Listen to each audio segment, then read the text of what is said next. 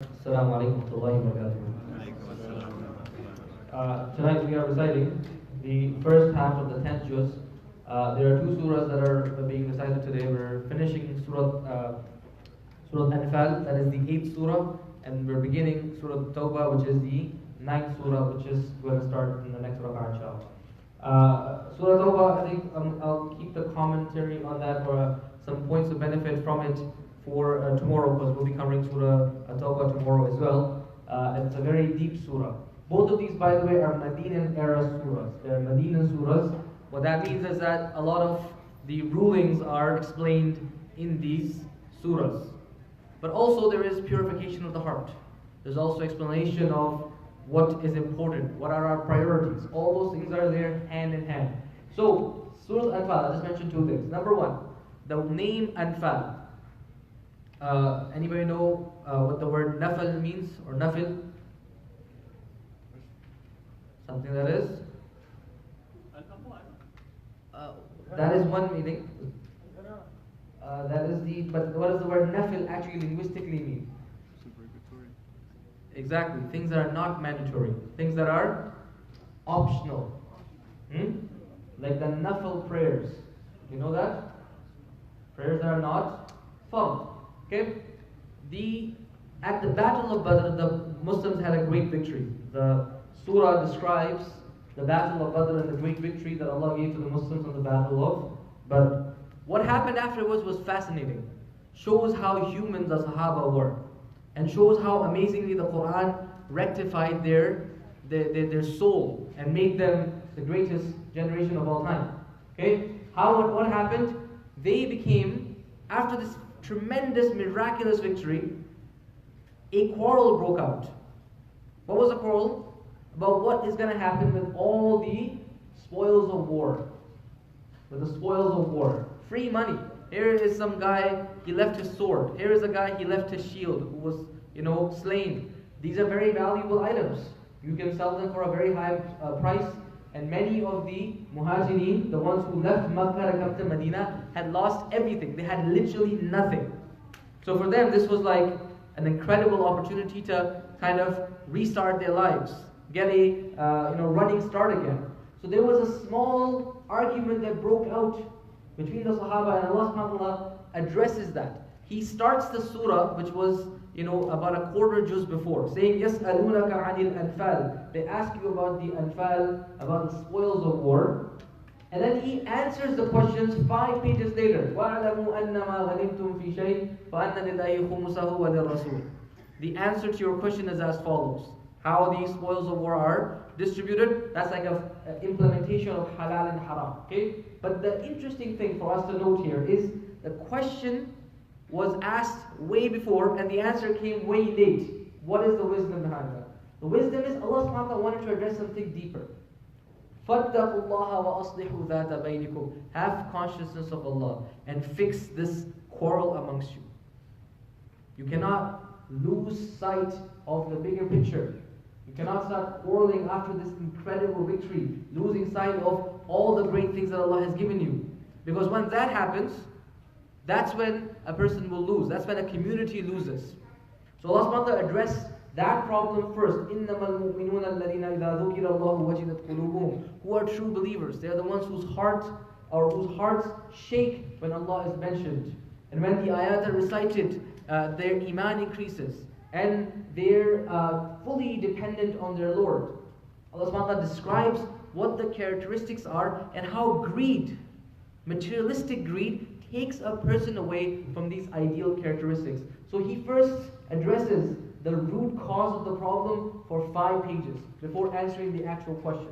And what's even more fascinating is the spoils of war actually called ghanima, right? Or ghanaim, that's what they're called. Because it is something that is like wooden, like sheep. You can just take it. Sheep don't resist. If you take a sheep with you, the sheep is not going to resist.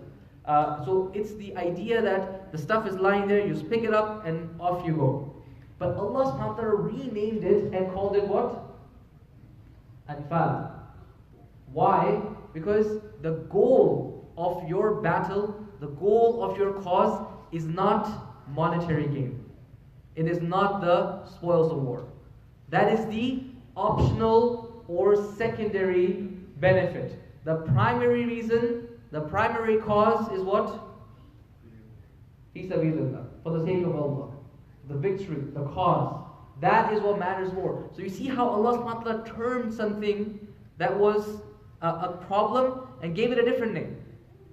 And that different name explained where the priorities are. It actually informed how we're supposed to look at that battle and all battles. How we're supposed to look at materialistic gains versus the gains of the akhirah. Just by changing the words. How amazing, huh? SubhanAllah, how powerful is the Qur'an's way of explaining. That's why you see the Sahaba who were raised through the tarbiyah of the Qur'an had, this unshakable faith. You know that every land that the Sahaba set foot in and opened has never left Islam. There's lands like, the Spanish peninsula, the Iberian peninsula was Muslim once, no longer Muslim. Sicily was once Muslim, no longer Muslim. There's many, many lands that were Muslim for many years, centuries, and are no longer Muslim. But the lands where the Sahaba set foot and made that area part of the Muslim world, those have always been Muslim. Because the jihad was so strong. The iman, the conviction was so severe that the legacy was forever. Right? And that is how Allah subhanahu wa ta'ala brought them up. The other thing is ayah number 61. وَإِن جَنَحُوا لِلسَّلْمِ Ayah number 61 of Surah number 8. Very important ayah. I encourage you to go read the translation of it. What does it say? If they are inclined to peace, فَجْنَحْ لَهَا وَتَوَكَّلْ عَلَى اللَّهِ Then you also incline right away and trust Allah. Okay? This is, as we'll talk about, the idea of jihad, the J word. Okay? The description and the rulings of jihad are actually what you would say giving instruction to the government of how to set up your Department of Defense and how to make your foreign policy. That is what the Qur'an's instruction about the rulings of jihad are. Part of that is the rulings of peace. What happens when there's peace or an opportunity for peace? What does the Qur'an say? If there is an opportunity for peace, in janahu lis-salm, your enemies are ready to think about peace. Should you should you think about it? Should you think, what are the consequences? Do you calculate and say, maybe just let's go for the kill and we'll win? فَجْنَحْ لَهَا If they're inclined to peace, you also incline to peace. And this is a beautiful thing that the Quran teaches us, that the Sharia, right, the legislation of Islam, the goal isn't to wage war and to constantly pit people one against the other. The goal actually is to attain a peaceful situation, because that is more recommended. And Allah says, well, if they want to trick you, if they want to trick you with this peace deal, don't worry, Allah is going to take care of you. Allah is there to make sure that you won't be tricked. SubhanAllah. So it's a very beautiful thing. This ayah talks about peace. The ayah before talks about war. And this is constantly how Islam is, the balance. The balance. The idea of war is discussed because war is a reality. Historical reality. Every country has an army. Every government has a Department of Defense. So the Quran speaks about that as well. But also speaks about the importance of peace. And that for us, the balance is where we can learn a lesson from. And when Allah says in Surah number 48, إِنَّا فَتَحْنَا لَكَ فَتْحًا مُبِينًا We have given you a great conquest and a great victory. He wasn't talking about war. He was talking about peace, the Treaty of Hudaybiyah. So we learn from this also, the surah, this lesson. We ask Allah to give us the tawfiq to understand the Quran and Sunnah.